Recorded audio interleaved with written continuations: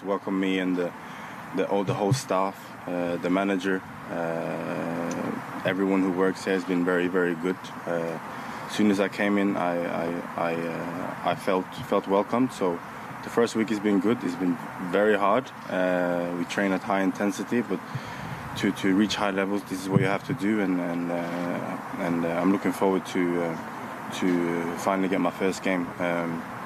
Whenever that comes, either in this week or next week or the week after. Evet, benim açımdan ilk günlerim gerçekten harika geçti. Zaten buraya geleli yeni olmuştu ve takımdaki herkes tarafından çok iyi bir şekilde karşılandığımı söyleyebilirim. Gerek teknik direktör tarafından, gerek buradaki çalışanlar tarafından, herkes tarafından çok iyi bir şekilde karşılandım. Dolayısıyla bu da beni mutlu etti. Antrenmanla ilgili olarak gerçekten çok sıkı bir şekilde çalışmalarımızı sürdürüyoruz. Zaten yüksek seviyelere çıkmak için gerekli olan şey sıkı bir şekilde çalışmaktır. Biz de bunu gerçekleştiriyoruz.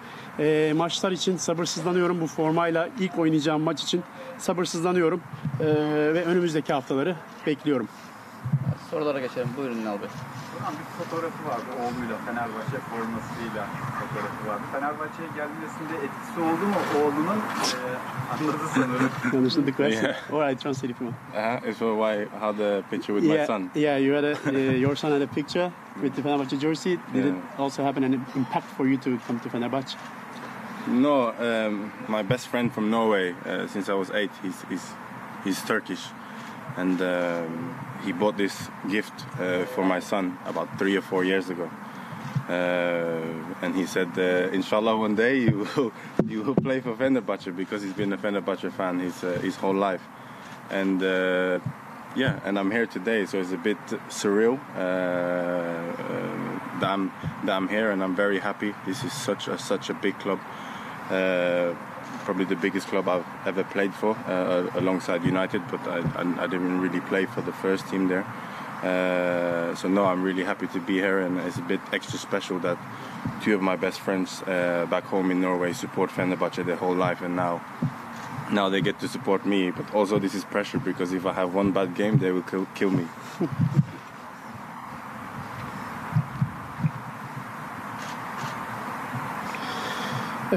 Açıkçası Norveç'teki en iyi arkadaşım, 8 yaşından bu yana tanıdığım olan arkadaşım Türk. 3-4 yıl önce de oğluma Fenerbahçe forması hediye etmişti. Ve bana bir gün inşallah Fenerbahçe'de oynayacağımı söylemişti. O da Fenerli. Kendisi çok iyi bir Fenerbahçe'de bahsetmiş olduğum Türk arkadaşım ve netice itibariyle ben de buradayım, Fenerbahçe'deyim ve bu rüya, bu istek açıkçası gerçekleşmiş oldu. Ben gerçekten burada olduğum için çok mutluyum. Çok büyük bir camiada olduğumu söyleyebilirim. Kariyerimde oynamış olduğum en büyük camia olarak ifade edebilirim. Tabii bunun içerisinde Manchester United da var ama Manchester United'da çok fazla top oynayamadığım için, süre alamadığım için dolayısıyla oynayacağım en büyük camia olarak Fenerbahçe'yi söyleyebilirim. Benim açımdan ekstra özel bir duygu şu anda böyle olması. Çünkü bahsetmiş olduğum gibi en iyi arkadaşım Türk ve çok iyi bir Fenerbahçeli ve benim açımdan da gerçekten bu mutluluk verici ama aynı zamanda bir baskı da uyandırıyor bende. Çünkü eğer kötü oynarsam zannediyorum ki arkadaşım beni mahvedecek. Buyurun Gökhan Bey. Kariyeri boyunca aslında salt bir mevkiye bağlı kalmadı. Forvet arkası, kanatlarda gördük, santrfor pozisyonunda gördük.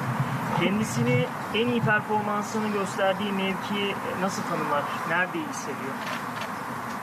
So when we looked your position when you're playing on a pitch, we didn't see you in an exact or specific position. Sometimes you played as a second striker behind a striker. Sometimes you played as a winger. Sometimes you played as a striker. So how can you describe yourself to play much better when you're feeling much better when you're playing on a position from this? No, I've always been a striker, but I'm very versatile. So I can play down the middle and as a 10 in Bournemouth. I had a very good spell and played as a 10 behind Callum Wilson. I've played on the left in a 4-3-3 for Bournemouth and for Watford, and also in my youth for academy in United. I played a lot on the left and down the middle. So in the formation we play, my best position is down the middle, either as the drop-in striker or as the number 9. But in a 4-3-3, then I prefer to play either down the middle or on the left. But because I've been coached to be versatile and can play in different positions, I've always moved.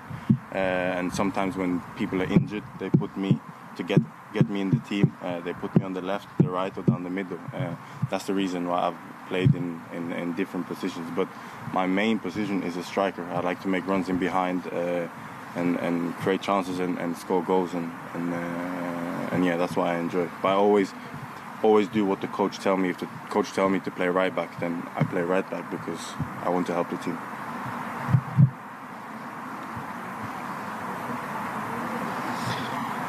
Açıkçası genel anlamda ben her zaman santrafor oynamıştım ama aynı zamanda çok yönlü bir oyuncu olduğumu da söyleyebilirim. Bournemouth'tayken daha çok 10 numara pozisyonunda da oynamıştım ve 4-3-3 formasyonunda oynarken sol tarafta da oynamıştım. Hem Bournemouth'ta hem de Watford'da sol tarafta da oynamıştım. Bunun dışında formasyonla göre de tabii ki değişebilen bir şey bu oynamış olduğum pozisyonlar. Aynı şekilde santrafor arkası da oynamıştım. 4-3-3 pozisyonunda sol tarafta da oynamıştım. Kenar oyuncusu olarak da oynamıştım. Demiş olduğum gibi çok yönlü olarak farklı pozisyonlarda oynayabiliyorum. Ama bunun dışında aynı şekilde sol veya sol tarafta, sol kenar olarak veya merkez oyuncusu olarak da oynamış olduğum zamanlar vardı. Dolayısıyla bu tip pozisyonlara oynamaya alışığım ama ana pozisyon olarak soracak olursanız santrafor olarak oynamaktan daha çok keyif alıyorum. Çünkü santrafor oynadığım zaman defansın arkasına koşu yapmayı seviyorum ve oralarda gol imkanı, takımım için gol imkanı yaratmayı seviyorum. Ama burada önemli olan şey hocanın benden isteği, hocanın benden beklentisi. Hoca benden sağ bek oynamamı isterse, sağ kanat oynamamı isterse tabii ki de orada da oynarım. Maksadım, amacım takımıma yardımcı olmak. Kerem Bey. Az önce aslında kısmen de kendisi de bahsetti. Manchester United'da istediği süreyi alamamak içinde ukde bırakmış. Şimdi Fenerbahçe'deki büyük bir camiaya geldi. Bir de şunu hatırlıyoruz. Manchester United'a karşı birçok gol attı diğer takımlarda. Yani özellikle bir motivasyon kaynağı olduğunu da görüyoruz. Muhtemelen bir hırs, bir motivasyon da yaratmış. Şimdi Fenerbahçe'ye kariyerin olgunluğunda geliyor. Bu Manchester United sürecinden sonra bu nasıl bir motivasyon yaratıyor? So as you said before, you couldn't take minutes to play for the Manchester United, and it has been also a little bit upset for you not to play for the Manchester United. But when we see that you played for the opponent team, when you played against Manchester United, we also saw that you scored against Manchester United, and maybe it might be a source of motivation for you to play against Manchester United. And you came here with a major manner to Fenerbahçe. And after this process of Manchester United, what would you like to say about your performance or the future in Fenerbahçe? No, so I went to United at 16. I went when probably the United had the best team in the world. You had Cristiano, Tevez, Berbatov, Rooney. And I didn't break through, but that doesn't mean my career is over. So I went elsewhere. When you play against United and you come from United, any player who plays against the old team, I think when you play against them, maybe you're a bit extra motivated and extra focused, and that's why I'm most of the time, a few times scored 4 or 5 goals, I think, against United in the different teams I've played. But no, I have a lot of respect for the club, and I'm here today because of the academy I went through there, a small part of it. So no, but here in Fenerbahçe, I don't want to say too much. I want to start on blank pages and try and have my best season that I've ever had in my career. I'm 30 years old. Strikers, they always come to their peak when they're 30, 31, 32, and I feel this was the best move for me. I wish I came here earlier, but this was the scenario at the moment, and I want to help the team and the coach and everyone and the fans especially, and try and give my best for the club, and hopefully we'll achieve a lot together.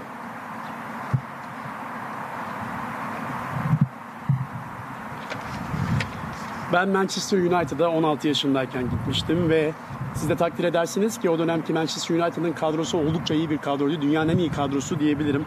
Ronaldo vardı, Berbatov vardı, Tevez vardı, Rooney vardı. Bu tip oyuncular vardı o dönemde. Dolayısıyla benim de o kadroda yer bulma şansım bir anlamda zor olmuştu. Ama tabii ki bu kariyerimin sonu anlamına gelmiyordu. Ben de başka bir kulübe gittim. Manchester United'dan başka bir kulübe gittiğimde her oyuncuda olduğu gibi eski takımınıza karşı oynadığınızda, rakip olarak oynadığınızda ekstra bir motivasyon oluşur sizde. Öyle zannediyorum ki farklı takımlarda Manchester United'a karşı oynarken 4 ya da 5 gol atmıştım. Elbette ki Manchester United'a da saygım sonsuz. Çünkü oradaki akademideki geçirdiğim zamanların da benim kariyerimde çok olumlu bir etkisi vardı. Fenerbahçe'deyim şu anda. Tabii ki de çok fazla konuşmak istemiyorum. Ben şu anda burada en iyi sezonumu geçirmek istiyorum. Ve 30 yaşındayım ve bir santrafor için 30, 31, 32 yaşları oldukça verimli yaşlardır. Keşke daha önce gelebilseydim Fenerbahçe'ye ama senaryo, süreç bu şekilde gelişti. Benim şu anda tek temennim takımıma, hocama yardımcı olabilmek ve elbette ki taraftarları mutlu edebilmek. Ve ben burada en iyisini ortaya koyarak hep birlikte koyacağımız performansla başarıya giden yolda katkı sağlamak istiyorum. Süleyman Bey. Öncelikle Türkiye'ye hoş geldin diyorum. Ve başarılar diliyorum.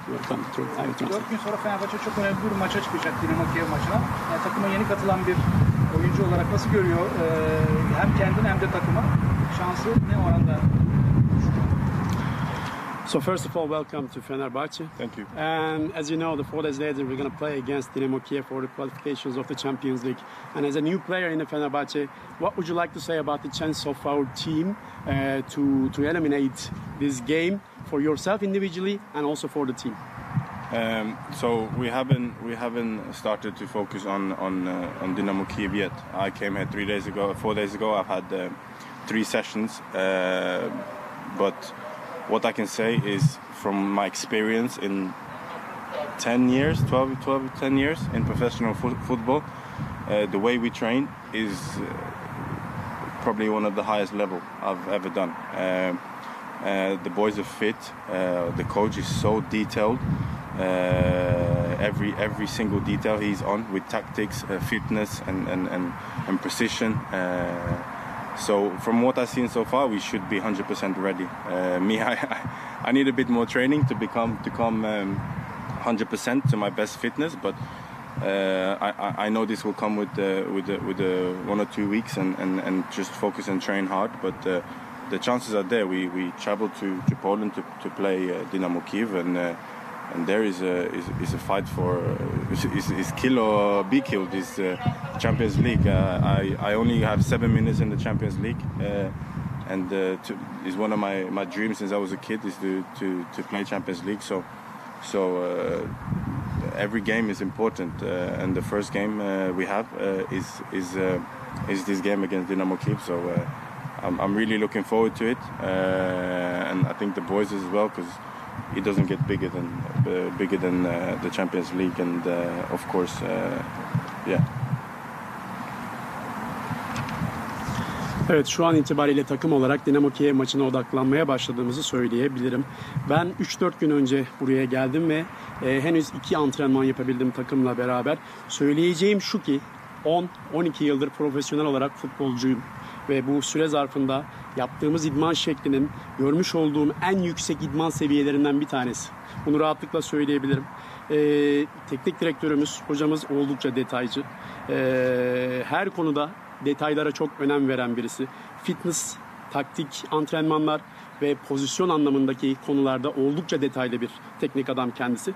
Elbette ki bizlerin de %100 bir şekilde bu maç için hazır olması gerekiyor. Benim birazcık daha zamana ihtiyacımın olduğunu düşünüyorum %100 bir şekilde fit olabilmek adına. Şu an itibariyle Dinamo Kiev maçına odaklandık. Şans orada, ihtimaller orada. Bizleri bekliyor olacak. Bizler de Polonya'ya gidip bütün savaşımızı, bütün gücümüzü ortaya koymak istiyorum. Benim Şampiyonlar Ligi'nde toplam 7 dakikalık bir sürem var ve çocukluğumdan bu yana hayalim Şampiyonlar Ligi'nde top koşturmak. Her maç bizim açımızdan önemli. Şu anda oynayacağımız maç Dinamo Kiev maçı ve sabırsızlıkla orayı bekliyoruz. Biz takım olarak iyi olduğumuzu düşünüyoruz ve elimizden gelen en iyisini göstereceğiz. Ahmet Bey. İki kısa sorum olacak. Birincisi, gelmeden önce Ozan Tufan'la takım arkadaşıydı. Ozan Tufan'la veya başka biriyle görüşme gerçekleştirdim Fenerbahçe ile ilgili. Bir de şunu sormak istiyorum. Premier Lig'den son yıllarda gelen oyuncular bu ligi ciddiye aldıklarında çok iyi izler bıraktığını görüyoruz ama biraz küçümsemeyi gördüğümüzde de çok hayal kırıklığı performanslar görüyoruz. Bu lig hakkında ne kadar bilgiye sahip? Bunu da sorarız. So he has two short questions. The first question is that Ozan Tufan was your teammate when you were playing in Watford. Did you talk to him or anyone else before you came here? The second question is that the player who comes from Premier League, when they take serious the Turkish division, they are showing When very... what? When what?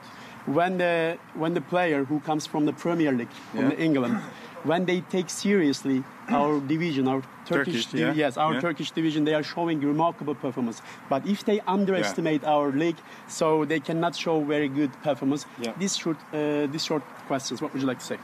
Okay, first, Ozan is my brother.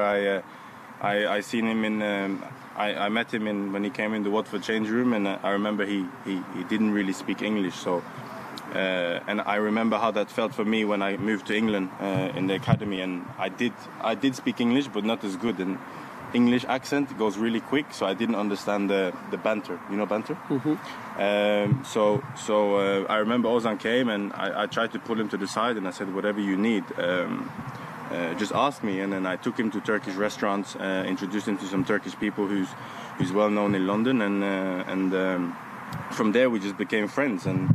And I think it was around after 2-3 months I asked him about Fenerbahçe, because I knew that there was some talks from the last summer, and all things he had to say was this would be perfect for you, as in Fenerbahçe the club. And he told me when he comes back he will speak to the people, and then we kept in contact after he went back in January, and now I'm here. Ozan, I have a lot of respect for Ozan. He's a quality player, and I wish him the best in Hull.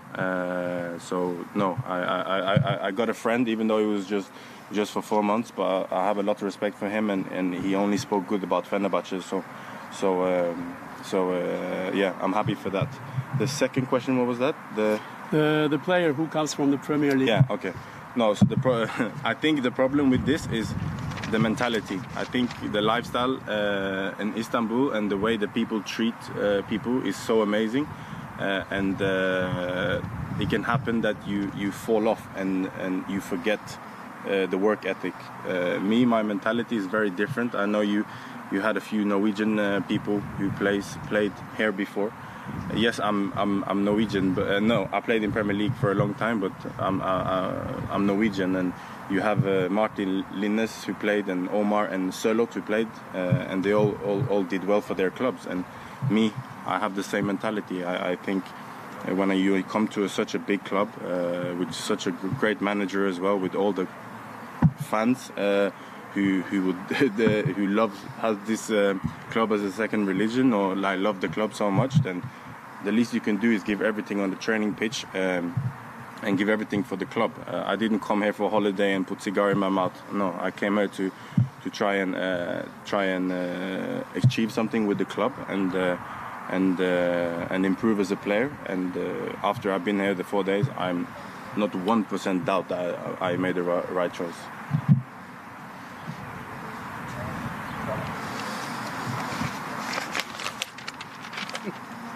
Long, huh? Ozan Tufan benim kardeşim. Bunu rahatlıkla söyleyebilirim. Watford'a geldiğinde Ozan Tufan İngilizcesi çok iyi bir durumda değildi. Ve ben onu gördükten sonra orada ben kendimi de düşündüm. Çünkü benim de ilk zamanlarım aynı o şekildeydi. İngilizcem vardı evet, ama çok iyi bir durumda değildim. Çünkü İngiliz aksanına alışması da biraz zaman alıyordu. Sonrasında Ozan Tufan'la kaynaşmaya başladık ve ona neye ihtiyacın olursa olsun bana söylemen yeterli diye ona bahsetmiştim. Aynı şekilde onu Türk restoranlara götürdüm. Orada Londra'da bilinen Türk insanlarla beraber tanıştırmış oldum ve neticesinde iyi bir arkadaşlık kurduğumuzu düşünüyorum. 2-3 ay sonrasında da ona Fenerbahçe'yi sordum. Buranın nasıl bir yer olduğunu sordum ve senin Fenerbahçe'ye gitmenin mükemmel olacağını bana aynen bu şekilde iletmişti ve bundan sonraki süreçte de kontağımız her zaman, iletişimimiz her zaman devam etti ve hatırlarsanız Ocak'ta zaten o geri dönmüştü. Ben kendisine çok saygı duyuyorum. Gerçekten kaliteli bir futbolcu ve onun için de elbette en iyisini diliyorum şu anda. Hull City'de kendisi ve orada en iyisini diliyorum onun için. Ben şöyle düşünüyorum açıkçası. Ona saygı duyuyorum ve onun için aynı şekilde iyi şeyler diliyorum, güzel şeyler diliyorum takımında.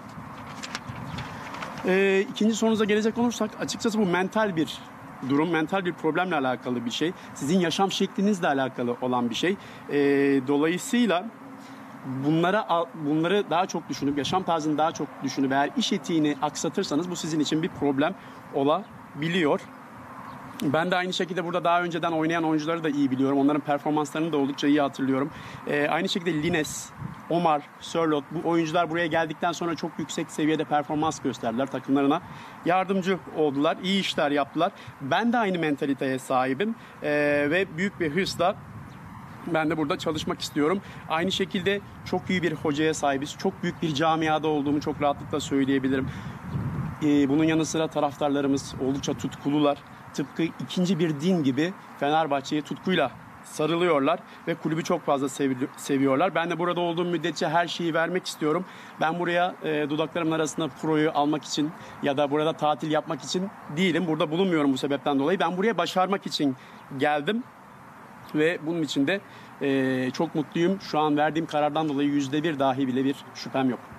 Çok teşekkür ediyoruz arkadaşlar. Katılımınız için teşekkürler. Thank you. Finish? Yeah. Just a İki fotoğraf istiyoruz. İki fotoğraf. You want two pictures?